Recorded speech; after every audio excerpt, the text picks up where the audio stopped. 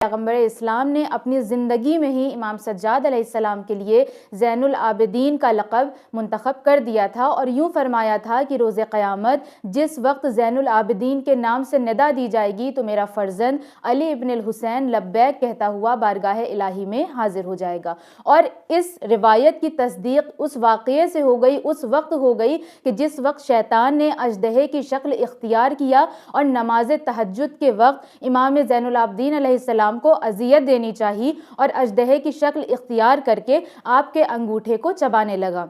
لیکن امام نے اس کی طرف کوئی بھی توجہ نہ دی اور آپ اپنی عبادت میں اسی طرح سے مشغول رہے۔ تو جب شیطان نے اپنی شکست دیکھی تو وہاں سے وہ چلا گیا شکست کھا کر، اور ایک آواز غیبی آئی کہ انتا زین العابدین، کہ آپ ہی زین العابدین ہیں۔ اور ظاہر ہے کہ اس آواز کا تعلق ابلیس سے نہیں تھا، شیطان سے نہیں تھا، بلکہ یہ ایک ندائے الہی تھی، بالکل اسی طرح کہ جس طرح مولا کائنات کے لیے لا فتح الا علی، لا سیف الا ذوالفقار کی ندا گونج رہی تھی۔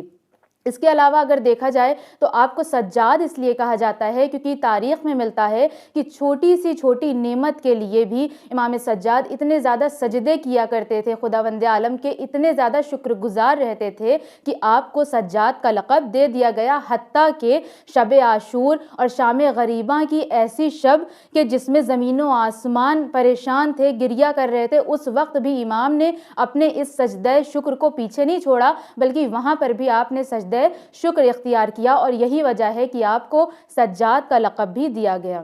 اگر آپ کی عبادت کی بات کی جائے تو تاریخ میں ملتا ہے کہ جس وقت امام سجاد عبادت کے لیے کھڑے ہوتے تھے اور وضو کرنے کے لیے جاتے تھے تو آپ کے چہرے کا رنگ متغیر ہو جاتا تھا، تبدیل ہو جاتا تھا۔ کیونکہ میں اب اس کی بارگاہ میں عبادت کرنے کے لیے جا رہا ہوں جو دونوں جہان کا مالک ہے اور بادشاہ حق مبین ہے۔ تاریخ میں ملتا ہے کہ امام سجاد علیہ السلام ایک مرتبہ اپنی عبادت میں مشغول تھے اور امام محمد باقر علیہ السلام کی کمسنی کا دور تھا، اور آپ اس وقت کنویں میں گر گئے۔ لوگوں نے آپ کو آ کر بتایا کہ آپ کا فرزند کنویں میں گر گیا ہے، لیکن امام سجاد علیہ السلام نے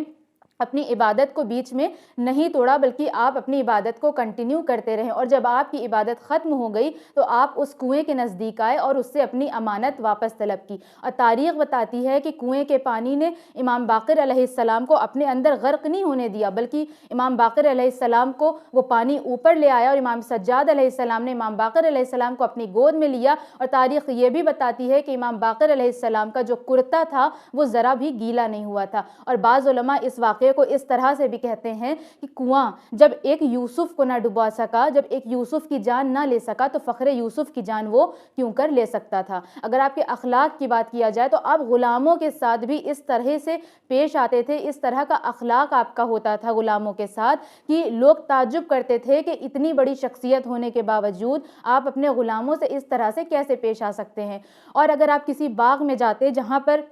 کچھ خرمے کے پیڑ لگے ہوتے تھے تو ہر خرمے کے پیڑ کے نیچے آپ 2 رکعت نماز پڑھتے تھے، اور یہ کہتے تھے کہ یہ جگہ کل کو میری عبادت کی اور میرے شکر الہی کے سجدے کی گواہی دیں گے۔ اور اس کے علاوہ خاک شفا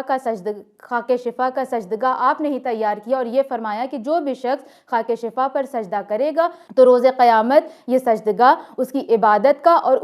اس کے سجدے کی گواہی دیں گے۔ تو ناظرین، امید کرتی ہوں کہ آج کے اس پروگرام سے آپ نے کافی استفادہ کیا ہوگا، لہٰذا آپ سے ملاقات ہوگی ہمارے نیکسٹ ایپیسوڈ میں۔ تب تک بنے رہیں چینل ون کے ساتھ۔ والسلام علیکم ورحمۃ اللہ وبرکاتہ۔